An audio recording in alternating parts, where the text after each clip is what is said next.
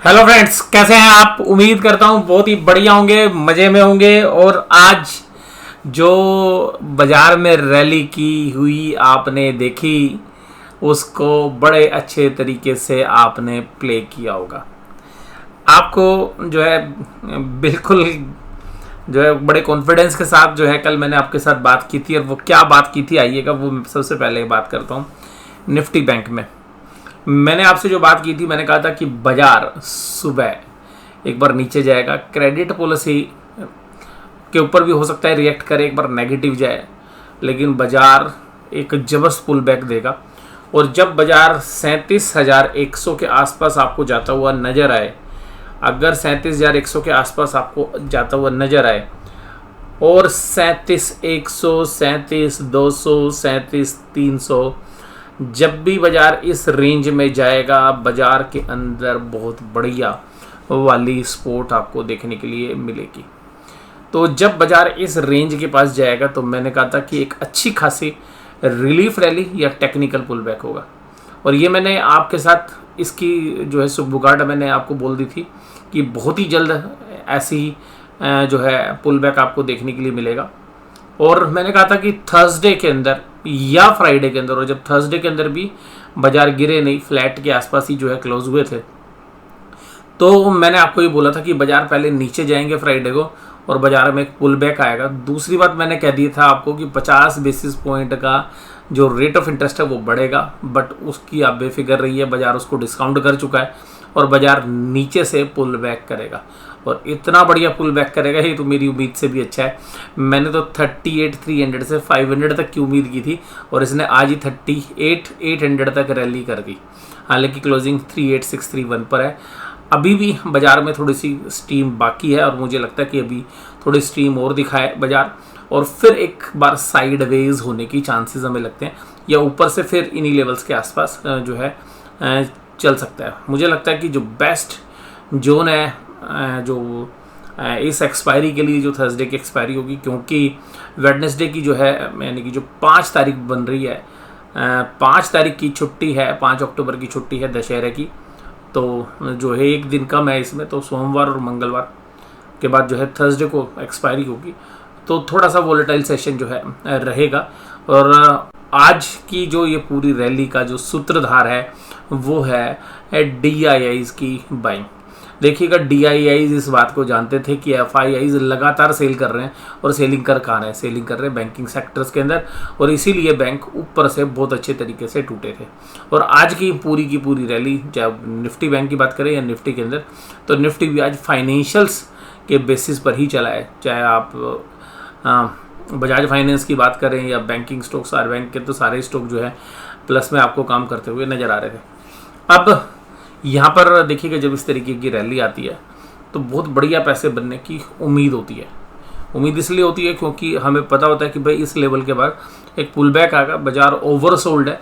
Oversold बाजार के अंदर जो लोग शॉर्ट्स बना के रखे हुए हैं वो पुल बैक देते हैं। ये तो शुक्र है कि ये आज आया है, अगर ये कल आया होता यानी कि जो बीत गया तो कुछ और कहानी होती, लेकिन कल आना नहीं था क्योंकि FIIs ने पूरी जान लगा रखी थी। और FIIs के आज सौदे क्या है कि बहुत सारे कट चुके थे, क्योंकि FIIs क्या होता है कि नई सीरीज़ में जब जाते हैं तो थोड़ा सा लाइटर नोट के जाते हैं, लेकिन फिर भी बहुत मंदी थी। इवन देखिएगा 50% रिटेल इन्वेस्टर भी मंदी में बैठा था, और HNI इन्वेस्टर्स का भी बहुत बड़ा पोर्शन मंदी में था। तो वो सब आज जो है ट्रैप होते हुए नजर आए। बहुत सारे जो हमारे व्यूअर्स हैं वो लोग जानते हैं कि उन्होंने पहले ही जो है प्ले जो है किया होगा, और नीचे से जब बाजार ने एक तेज़ी दी और प्राइस एक्शन बड़ा मजबूत था आज। और प्राइस एक्शन के साथ साथ ऐसा नहीं है कि एक दिन में कुछ बदल गया कि भाई 50 बेसिस पॉइंट बढ़ने की वजह से जो है अब आपको कमेंट्री मिलेगी कि जी बैंकों के ना प्रॉफिट मार्जिन बढ़ जाएंगे, क्योंकि देखिएगा वो सेविंग बैंक के तो रेट ऑफ इंटरेस्ट बढ़ाएंगे नहीं। FD के अंदर मॉडरेटली जो है 25 से 30 पैसे बढ़ाएंगे, जबकि उनका लोन का जो रेट है वो 50 पैसे पॉइंट बढ़ जाएगा। लेकिन वास्तविकता देखिए इससे कहीं थोड़ी सी परे है। अभी अगर हम देखें तो लोन जो ऑफटेक है वो बहुत ही स्लो है, आपको क्रेडिट ग्रोथ बहुत ही कम मिलेगी। और FIIs इन सारी बातों को जानते हैं, FIIs इन सारी बातों को जानते हैं। जब आप सोमवार को देखेंगे, जब बाजार खुलेंगे सोमवार को, तो सोमवार तक आपको कुछ बैंकों की इन्फॉर्मेशन आती हुई नजर आएगी, और वो बैंकों की इन्फॉर्मेशन आएगी उनके डिपॉजिट से रिलेटेड। तो वहाँ से एक बेसिक आइडिया आएगा कि भाई क्वार्टर ऑन क्वार्टर क्या ग्रोथ, आप ईयर ऑन ईयर मत देखिएगा, क्वार्टर ऑन क्वार्टर ग्रोथ देखिएगा कि किस तरीके की है लोन की। और जो पिछले क्वार्टर में जो असेट्स क्वालिटी थी वो काफ़ी इंप्रूव हुई थी, तो क्योंकि जो कोविड रिलेटेड जो प्रोविजंस थे वो काफ़ी ज़्यादा थे और वहाँ पे उतना जो है डैमेज हुआ नहीं था, तो उसका जो बेनिफिट है बैंकों को मिला था। तो सोमवार को जो है बाजार अब ऐसी स्थिति में आ गया कि भाई नीचे से ऊपर आ गया, ऊपर से नीचे आ गया, बीच में खड़ा कर दिया। अब वो रिजल्ट्स अच्छे होंगे तो बाजार थोड़ा सा और भी चलेगा, लेकिन एफआईआईज़ के पास मुझे लगता है कि ये जो इन्फॉर्मेशंस हैं वो पहले से ही पता होती है। बाज़ार में जो भी चीज़ें होती हैं वो हमारे पास यानी पब्लिक डोमेन में तो बाद में आती हैं, लेकिन जो बड़े ऑफिशियल्स होते हैं कंपनी के या जो एफआईआईज़ के जो इन्वेस्टर्स हैं उनके बीच में देखिएगा बातचीत तो होती है, तो उनके पास जो है ऐसी इन्फॉर्मेशंस रहती है कि भाई धंधा किस तरीके का चल रहा है, तो उससे एक मोटा मोटा आइडिया जो है वो निकाल लेते हैं कि भाई किस तरीके की ग्रोथ होगी। हालांकि वो इन्फॉर्मेशन डीआईआईज़ के पास भी रहती है, लेकिन डीआईआईज़ के पास फंड बहुत आ रहे हैं, और इंडिया के अंदर जो है अब जो इन्वेस्टमेंट की जो फिलोसफी है वो ये है कि जो इंडियन फंड्स हैं उनके लिए जो विदेश की जो रास्ते हैं वो काफ़ी कम है, क्योंकि गवर्नमेंट ने जिस तरीके के एक्शन लिए हैं और जो फॉरेन पोर्टफोलियो इन्वेस्टमेंट है वो इंडिया में थोड़ी सी कम आ रही है। और अगर इसी तरीके से देखेंगे तो डीआईआईज़ भी इस बात को लेके बैठे हुए कि भाई अगर विदेशों से पैसा कम आ रहा है तो हम भी बाहर नहीं डालेंगे, और गवर्नमेंट ने भी कुछ इसी तरीके की पॉलिसीज़ जो है फ्रेम की हैं। तो यहाँ पर अगर हम देखें तो जो डोमेस्टिक मनी है उसके पास कोई रास्ता नहीं है, तो डोमेस्टिक मनी को तो पैसा लगाना ही है। तो अब इन्वेस्टर का पैसा है, चाहे वो किसी भी शेयर में लगाए, पर वो लगाना तो इंडिया में ही है। और तो डीआईआईज़ के पास कोई और दूसरी ऑप्शन है नहीं, पेंशन फंड्स का भी पैसा आ रहा है, तो बेशक से वैल्यूशंस रीजनेबल हो ना हो, लेकिन डीआईआईज़ के पास कोई ऑप्शन नहीं है। तो डीआईआईज़ आपका पैसा किसी भी कीमत पर उनको इंडिया के बाज़ारों में ही लगाना है, और काफ़ी दिनों से वो सुस्त बैठे हुए थे। और डीआईआईज़ भी आजकल ये देखते हैं भाई एफआईआईज़ कहाँ फंसेगा, उसको फंसाने की कोशिश में रहते हैं, और बाज़ार ओवरसोल्ड थे, और ओवरसोल्ड बाज़ार को ना खरीदना तो बहुत ही जो है कायरतापूर्वक जो है कार्य माना जाएगा डीआईआईज़ की तरफ से। इसलिए भाई साहब डीआईआईज़ दिल खोल के जो है माल खरीदेगा। डीआईआईज़ का डेटा देखोगे ना आप तो आपका दिल खुश हो जाएगा भाई साहब कहाँ से बाइंग की है। पहले तो एक्सपायरी वाले वीक में उनको पता था कि भाई ऊपर से एफआईआईज़ माल छोड़ने लग रहे हैं, और एफआईआईज़ ने जो है बिल्कुल जो है सांस नहीं लिया, लेकिन एफआईआईज़ ने अपनी पोजीशन हल्की कर ली थी, इसलिए आज उनकी सेलिंग कम थी, और उसी का फ़ायदा जो है डीआईआईज़ ने उठा के बाजार को ऊपर जो है टांग दिया। हालांकि रिटेलर्स का जो है पैसा जो है यहाँ पे रहता है। आप देखिएगा यहाँ पे 5,000 करोड़ की सेलिंग की थी इन्होंने 26 तारीख को, डीआईआईज़ ने खरीदा था 3532 करोड़, एफआईआईज़ ने 27 तारीख को बेचा था 2823, इन्होंने खरीदा था 3504, 700 करोड़ थोड़ा सा ज़्यादा। और 28 सितंबर को 2772 जो है एफआईआईज़ ने सेल किया था, 2544 करोड़ जो है डीआईआईज़ ने बाई किया था। उसके बाद 29 सितंबर को 3599 करोड़ एफआईआईज़ ने सेल किया था, उससे तकरीबन 400 करोड़ के आसपास कम अमाउंट डीआईआईज़ ने खरीदा था। आज एफआईआईज़ बैकफुट पे थे, क्योंकि भाई एफआईआईज़ की पोजीशन नहीं थी एफएनओ में ज़्यादा, तो एफआईआईज़ तो बैकफुट पे रह नहीं थे, लेकिन आज डीआईआईज़ ने भाई साहब उनसे डबल माल खरीदा, और जिसकी वजह से बाजार चल गया। अब एफआईआईज़ चाह रहे हैं कि भाई डीआईआईज़ थोड़ा सा और लिया हो बाजार ऊपर खींच के, तुम 400-500-600 पॉइंट और लिया हो, फिर हम अपना माल ऑफलोड कर लेंगे, और अभी तो वीकली एक्सपायरी है ना, तो तुम ऊपर लिया हो, कॉल के रेट थोड़े से बढ़ा दो, और हमने जो कॉल खरीद रखे उनको बेच देंगे, उसके बाद बाजार को नीचे ले आएंगे। तो मुझे लगता है कि सोमवार को भी जो है एक पॉजिटिव मोमेंटम रहना चाहिए। हो सकता है कि एक बार साइडवेज हो जाए, और जो ट्यूसडे है उस दिन फाइनेंशियल निफ्टी की एक्सपायरी भी है, तो मुझे लगता है आधे दिन तक तो तेज़ी रहेगी, और उसके बाद जो थोड़ा सा जो फाइनेंशियल निफ्टी की एक्सपायरी उसके हिसाब से काम होना चाहिए। बट इसका मतलब अभी मैं ये नहीं मान रहा हूँ कि बहुत सुपर डुपर जो है हम बुलिश हो गए। हम अभी इसको एक टेक्निकल बाउंस बैक मान रहे हैं, एक दिन और देखते हैं, फिर आपके साथ बताएंगे कि भाई आगे फॉलो अप बाइंग आ रही है या नहीं आ रही है। बट अभी फिलहाल के अंदर हम इसको एक टेक्निकल पुल बैक मान रहे हैं, और हमने जैसा एक्सपेक्ट किया था हमारी उम्मीदों के बिल्कुल खरा जो है उतरा ये बाजार। और हमने तो सिलसिलेवार तरीके से बात की थी कि भाई बाजार सुबह नीचे जाएंगे, नीचे 37,500 के नीचे जैसे बाजार जाएंगे एक अच्छी बाइंग जो है आपको देखने के लिए मिलनी चाहिए।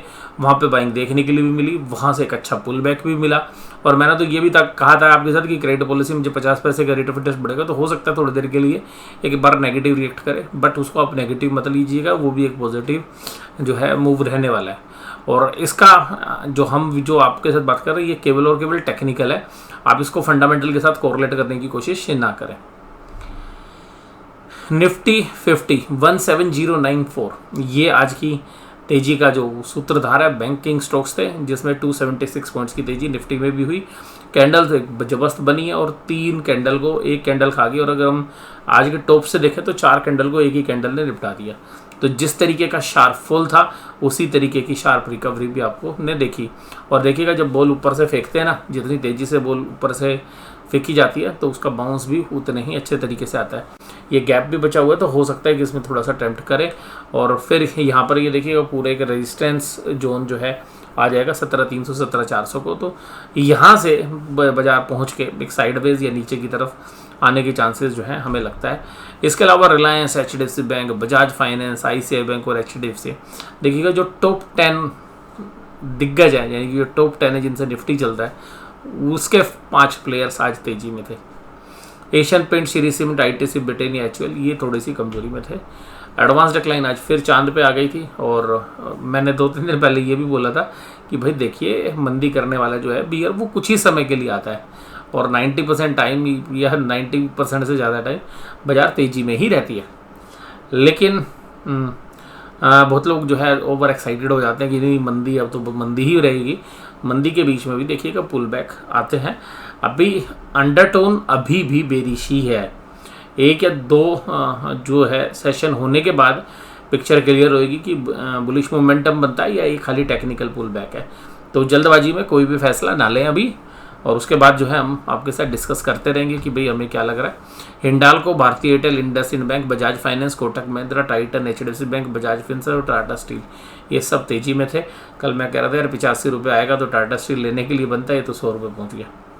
हाँ जी, बजाज फिनसर्व 2.59 ये 1678 का भाव था। HDFC बैंक के अंदर भी कल मैं आपके साथ याद करिए, कल मैंने आपको क्या बोला था कि भाई जो पुल बैक आता है क्यों आता है टेक्निकल पुल बैक, तो मैंने वहाँ पे एग्जांपल दिए थे। कोटक महिंद्रा बैंक भी सस्ता है तो क्यों आ सकता है, HDFC बैंक मेरा था पुल बैक के अंदर, और एक मेरा था TCS। तो उस 3 में से 2 शेयर्स आपको स्क्रीन पे यहाँ पे तेजी वालों में नज़र आ रहे हैं। और इसके साथ साथ जो कमजोरी थी वो मामूली थी, जहाँ पर भी थी। निफ्टी बैंक 38631 पर एक अच्छी जो है क्लोजिंग दी है, 38500 के ऊपर दिए, और आज ऐसा लग रहा था कोई रेजिस्टेंस है ही नहीं, बाजार सीधा सीधा भगता हुआ नजर आ रहा था। चल भाई चल, बहुत जल्दी में था आज सुबह देखिएगा 10-15-20 मिनट तो करा परेशान, और 10-15-20 मिनट के बाद तो भाई बाजार ने जो छलांग लगाई है ना, बाजार ने कहा मैं नहीं रुक रहा, आज मैं तेज़ी की ट्रेन में बैठा हुआ हूँ और आज मुझे कोई रोक नहीं सकता। अगर मतलब सीधी सी बात यह है कि आज इतनी तेज़ी में था, मतलब बाजार ये कह रहा था अगर किसी की माँ ने दूध पिलाया तो भाई मुझे रोक के दिखाए। तो आज उस स्पीड से जो है निफ्टी बैंक चल रहा था, और निफ्टी बैंक तो आज रुकने की तैयार है। बोला भैया आज कोई माइनस भी नहीं होगा, सब प्लस होंगे, तो सब प्लस है, और सब ने सेंचुरी ठोक दी। HDFC बैंक ने तो ट्रिपल सेंचुरी ठोकी है। ICICI बैंक ने डबल सेंचुरी से बस मात्र 22 रन दूर रह गया। कोटक महिंद्रा बैंक ने 1.5 सेंचुरी ठोक दी। 1.5 समझते हो ना आप, मतलब 1.5 का मतलब 150। और SBI ने सेंचुरी ठोक दी। तो सब आज दिग्गज सेंचुरी ठोकने पे लग रहे थे, और भाई साहब अर्धशतक तो एक्सिस बैंक ने भी लगा दिया। तो ये सारे जो है आज भाई सब चांद पे थे, और आज कोई रुकने के लिए जो है तैयार नहीं था कि भाई आज हम नहीं रुकेंगे। Federal 5.62, Punjab national 4.73, IDFC first bank, मैं कल बोल रहा था मैं IDFC फर्स्ट बैंक पे एक वीडियो आपके साथ शेयर करूंगा, तो वो 4.4% इसी तरीके के व्यू थे हमारे। हो सकता है देखिए अभी भी जो प्राइस मैं एंटिसिपेट कर रहा हूँ उस पर आए और फिर वहाँ से एक अच्छा बिल्डअप बने। Bank of Baroda 3.88, IndusInd bank 3.76, AU small finance bank 3.13। भाई ये ठोके बहुत हैं पिछले 5-6-7 दिनों में। तो जब भाई जब बहुत अच्छी पिटाई लगती है ना, बहुत चोट लगती है, तो चोट मारने वाला भाई दया भी करता है, मल्लम भी लगाता है, पट्टी भी करता है। तो आज हुई है भैया बैंक निफ्टी की मल्लम पट्टी। अब ये ठीक होके फिर दौड़ता हुआ नजर आएगा या दोबारा इसकी पिटाई होगी, हम चर्चा आगे करते रहेंगे आपके साथ। इसके अलावा FIs के फ्लोज आपके साथ बात कर रही है। ये जो इंडेक्स के अंदर जो डेटा है वो कल के हैं, और ये अपडेट हुए नहीं थे कल, और आज के डेटा आज अपडेट नहीं हुए। और इसके बाद पुट कॉल रेशो कंफर्टेबल हो गई है, 1 के आसपास आ गई है, तो पुट कॉल रेशो के अंदर भी कंफर्टेबल है, यानी कि अब मंदी करने वाले डर नहीं रहे हैं, अब पुट राइटिंग है। और डाउ जोन्स देखिए 29,330 पे काम कर रहा है इस समय पर जब मैं वीडियो आपके साथ रिकॉर्ड कर रहा हूँ। ब्रेंट क्रूड $88 के आसपास काम कर रहा है, यानी कि इसमें भी थोड़ा सा कंफर्ट है। और रशिया की तरफ से भी न्यूज़ आ रही है, पुतिन साहब ने कहा है कि भाई साहब जो हमने कब्जा लिया यूक्रेन का हिस्सा, अब ये हमारा हो गया, एक बार हम इसमें रेफरेंडम करा लेते हैं और हम कीव से जो अपनी आर्मी हटा लेते हैं, और जो हिस्सा हमने कब्जा लिया वो हमारा, अब रेफरेंडम कर लेते हैं, और अगर वहाँ की जनता हमारे साथ रहेगी तो वो हिस्सा रशिया का हो जाएगा। तो वहाँ से भी थोड़ी सी सॉफ्टनेस आपको देखने के लिए मिलनी चाहिए। हालांकि बाज़ार इसको कितना पॉजिटिव लेता है, वो ज़्यादातर यूरोप के लिए शायद थोड़ा ज़्यादा पॉजिटिव है, हमारे लिए इतना पॉजिटिव ना हो। और आज जो बाज़ार में तेज़ी थी उसमें देखिएगा 17,000 तक के अंदर पुट राइटिंग थी, 42,000 कॉन्ट्रैक्ट की, और कॉल राइटर आज गायब थे, सब कॉल की अनवाइंडिंग हो गई, तो आज बैक फुट पे थे मंदी करने वाले। और इसी तरीके से बैंक निफ्टी में भी जो है अनवाइंडिंग हुई है, और बैंक निफ्टी में तो कॉल राइटर देखिएगा 39,000 पर है, केवल 26,703 कॉन्ट्रैक्ट। और इसके अलावा बाकी अगर पुट राइटिंग में देखें तो 38,500 पे 34,000 कॉन्ट्रैक्ट है, और टोटल कॉन्ट्रैक्ट है 43,000। तो अभी तो यही रेंज है, तो 39,000 अब एक रेजिस्टेंस का हल्का फुल्का रेजिस्टेंस देगा या पूरा देगा, तो 39 से 39,200 तक की एक ऐसी रेंज है जहाँ पर एक रेजिस्टेंस मिलना चाहिए। और फिर भी मुझे लगता है कि इस रेजिस्टेंस को अगर फेस करेगा तो बाज़ार जिन प्राइस पर आज क्लोज हुआ है इसी के आसपास भी हो सकता है, इसके नीचे भी 200 पॉइंट नीचे भी जा सकता है। तो कुल मिलाकर एक रेजिस्टेंस, एक पुल बैक रैली है, पुल बैक रैली कंटिन्यू कर रही है ऊपर की तरफ जाके, फिर दोबारा मंदी कर रही है, तो देखिएगा 39,100 से वापस हो जाएगी और फिर थोड़ी सी सॉफ्ट हो जाएगी जहाँ पे क्लोज है।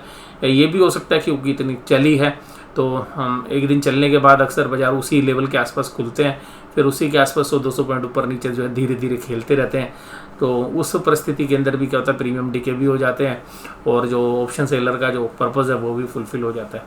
तो यहाँ पर मुझे अभी 39,100 के आसपास एक रेजिस्टेंस लग रहा है, और बाज़ार में अब जो स्पोर्ट है वो 38,150 की है, तो 38,100 38,200 पे एक अच्छी स्पोर्ट है, और शायद 38,300 तक भी आप देखेंगे तो यहाँ पर भी बाजार कंसोलिडेट करेगा, 38,100 38,200 दोबारा आएगा।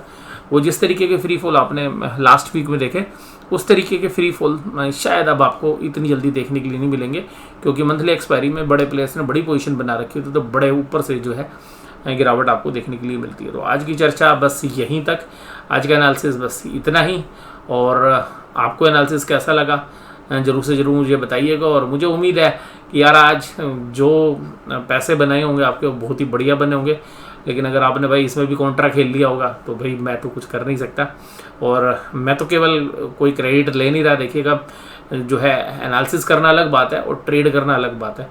ट्रेड में आपके ट्रेडिंग वाले गट्स चाहिए, आपके पास व्यू है लेकिन आप उस व्यू के साथ व्यू ठीक होगा इस बात की कोई गारंटी तो होती नहीं है, लेकिन जिन लोगों ने भी किया होगा और उनको लगता है कि भाई उनका भी सिमिलर व्यू था मेरे साथ, तो उनके अच्छे पैसे बने होंगे। सिमिलर व्यू होने के बाद भी कभी कभी आपका व्यू भी सेम रहेगा, आप सोचोगे भी सेम लेकिन ट्रेड उल्टे ले जाओगे।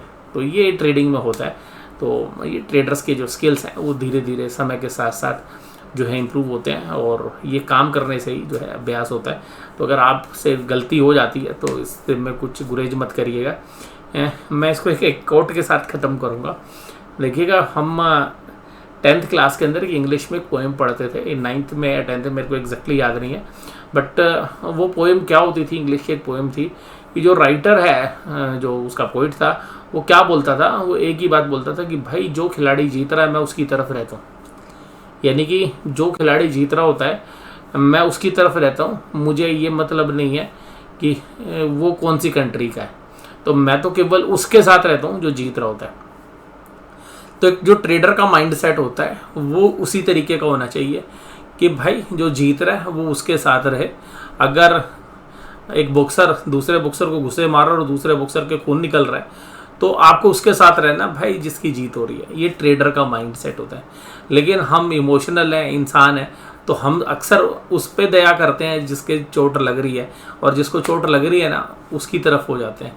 तो अक्सर हमने देखा है बाज़ार के अंदर कि जो लोग इमोशनल हैं जब बाजार गिर रहा होता है तो उनको लगता है यार अब तो नहीं गिरेगा, अब तो नहीं गिरेगा, बस ये तो बहुत हो गया, तो वो खरीद लेते हैं और उसके बाद भी बाजार बहुत अच्छे से 1000-2000 पॉइंट गिर जाता है, फिर जो है भारी नुकसान होता है। इसी तरीके से जब बाजार चलता है तो वो जीतने वाले के साथ नहीं होते, बल्कि किसके साथ होते हैं, जिसके साथ जो है जिसके खून निकल रहा है, यानी कि जो हार रहा है। तो जब उसके साथ रहते हैं तो फिर वहाँ दया करते हैं, भाई बाजार ऊपर चल रहा है तो दया करता है, नहीं भैया तो नीचे गिरेगा, नहीं नीचे गिरेगा, तो अल्टीमेटली फिर लॉस होता है। तो वो जो पोएम थी उसके हिसाब से अगर आप रहेंगे, वो कि भाई राइटर जो कहता है भाई जो जीत रहा है मैं उसके साथ रहूँगा, तो ट्रेडर का माइंडसेट होना चाहिए भाई अगर तेज़ी हो रही है तो तेज़ी की ट्रेन में बैठ जाओ, मंदी हो रही तो मंदी की ट्रेन में, साथ में रखो स्टॉप लॉस। अगर ट्रेन में से उतरना पड़ जाए तो मतलब स्टॉप लॉस का मतलब है कि अगर ट्रेन रुक जाए तो भैया उतर के जो है साइड हो जाओ, बजाय कि ट्रेन में जो है बैठे रहें आप, उसको रुकी हुई ट्रेन में बैठने से बढ़िया है कि आप अपना स्टॉप लॉस काटो और बाहर निकल जाओ। या ट्रेन पलटी हो जाए, यानी कि वहाँ से यू टर्न लेके दूसरे रास्ते पे चलने लगे, तो बेटर कि आप अपने स्टॉप लॉस काट लो।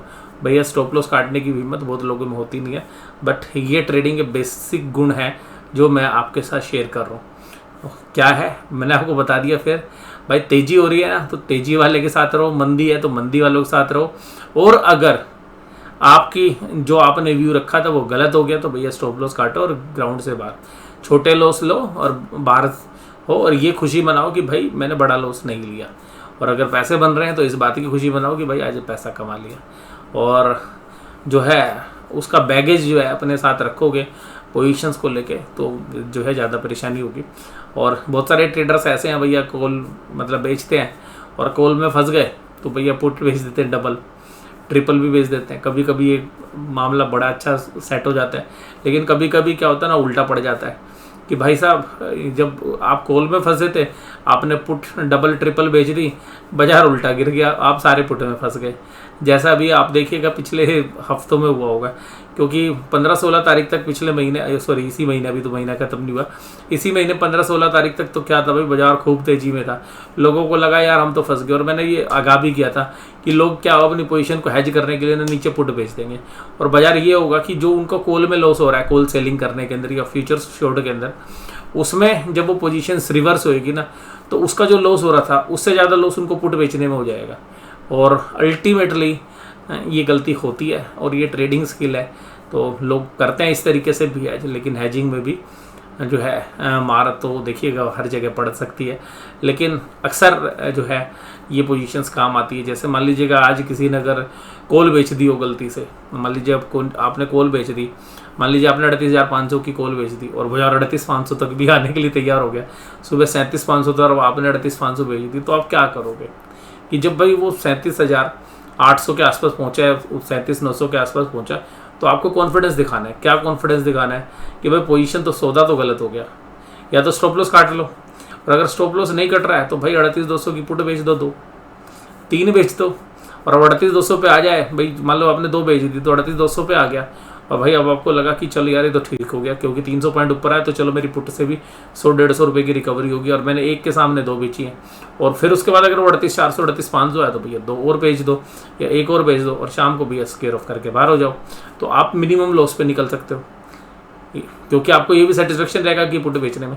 लेकिन कभी कभी ऐसा होता है कि आपने वो 3 या 4 बेची, बाजार 38,500 से उल्टा हो जाए और 38,000 या 37,800 पहुँच जाए, तो जितनी पुट बेच रखी है उनमें वो डबल नुकसान भी हो जाता है। तो ये जो सब चीज़ें जब आप ट्रेड करोगे तब आपको पता चलेगी। तो कुछ चीज़ें जो है मैंने आज आपके साथ शेयर की कि भाई ट्रेड करते वक्त किस किस तरीके की घटनाएं भी होती रहती हैं। तो जब खुद करते हैं ना तब भी पता चलता है। और भाई साहब जब तक गंगा जी में डुबकी नहीं लगाओगे तो पता नहीं चलेगा ना गंगा जी का पानी कितना ठंडा है। केवल बाहर खड़े होकर दूसरों को नहाते हुए देखने से नहीं पता चलता है। तो आज की वीडियो देखने के लिए धन्यवाद। और क्या लगा आपको आज की वीडियो में ये भी ज़रूर से ज़रूर मुझे बताइएगा। और ये छोटी छोटी जो शॉर्ट स्टोरीज़ हैं, ये अपने जो जीवन के एक्सपीरियंस है, हमने कभी स्कूल में पढ़ा है, ये मैं आपके साथ शेयर करता हूँ। ये भी ज़रूर बताइएगा किस तरीके से आप इसको रिएक्ट करते हैं। और अगर कल का एनालिसिस वीडियो आपने नहीं देखा था तो एक बार उसको दोबारा से देखिएगा। और आपको लगता है यार कल का एनालिसिस वीडियो बहुत ही बढ़िया था, तो प्लीज़ कल के वीडियो को कम से कम 5 दोस्तों को या 5 व्हाट्सएप ग्रुप के अंदर जो है शेयर भी करो। और भाई मेरी वीडियो को कभी कभी लाइक भी कर दिया करो, इसको शेयर भी कर दिया करो। ठीक है जी, आपका ही तो सहारा है हमारे को। ठीक है जी, अगर आपको अच्छी लगे तभी करना भाई, अगर खराब लगे ना तो डिसलाइक मार दिया करो। ठीक है जी, वीडियो देखने के लिए धन्यवाद, थैंक यू वेरी मच।